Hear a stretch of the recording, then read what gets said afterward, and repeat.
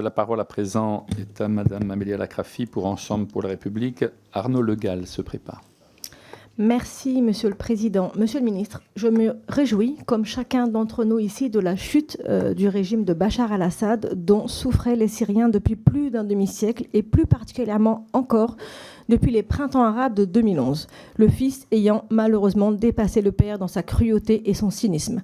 Il faudrait d'ailleurs avoir aussi une réflexion sur nous-mêmes lorsque l'on songe que Bachar al-Assad, comme Kadhafi ou d'autres satrapes de la région, ont d'ailleurs été accueillis en grande pompe avec tous les honneurs dans notre pays il n'y a pas si longtemps pour Assad, à savoir en 2008. Les excès sanguinaires du régime face à des manifestants pacifistes ont favorisé l'implantation d'islamistes et de Daesh. Des millions d'entre eux, donc de Syriens, ont dû trouver refuge hors de leurs frontières en Allemagne et en Europe, mais aussi dans les pays limitrophes, avec des effets extrêmement déstabilisateurs. En Europe, l'extrême droite a exploité de manière éhontée cet afflux de réfugiés en faisant passer les immigrés et les musulmans pour des violeurs qui débarquaient en masse. Elle a, hélas, tiré de substantiels gains politiques en Allemagne comme ici. Je pense aussi au Liban, pays majeur de ma circonscription, toujours au bord de l'effondrement, qui a été encore plus déstabilisé par de nombreux réfugiés accueillis, à savoir près de 2 millions, sur son sol, provoquant le ressentiment de nombreux courants politiques.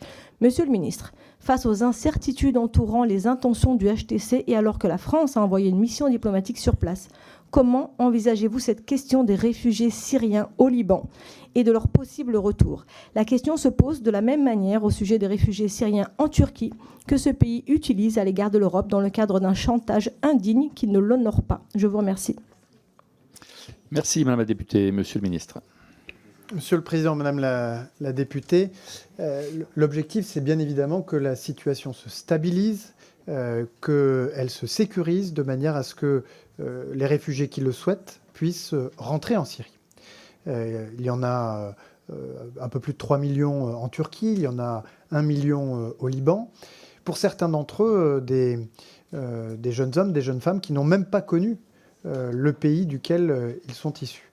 C'est pourquoi cette transition politique est si importante, parce qu'elle doit permettre aux Syriens qui le souhaitent de regagner la Syrie. Mais puisque vous m'interrogez sur le Liban, j'en profite pour parler quelques instants de l'avancée du cessez-le-feu, ou de la mise en œuvre du cessez-le-feu que nous avons obtenu aux côtés de nos partenaires américains et qui constitue un succès diplomatique dont nous pouvons être fiers, mais qu'il faut mener jusqu'à son terme.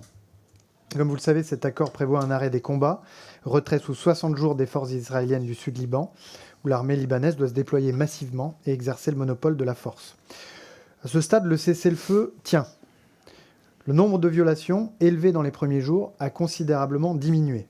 L'armée libanaise a commencé son déploiement et l'armée israélienne a déjà évacué la région de Riam. La mise en œuvre de l'accord va se poursuivre. C'est le résultat de notre travail conjoint avec les Américains au sein du mécanisme de supervision qui a été mis en place. Nous y avons déployé la semaine dernière, sous l'autorité du général Ponchin, une équipe de diplomates et de militaires qui travaillent en lien étroit avec Israël, le Liban et les Nations Unies.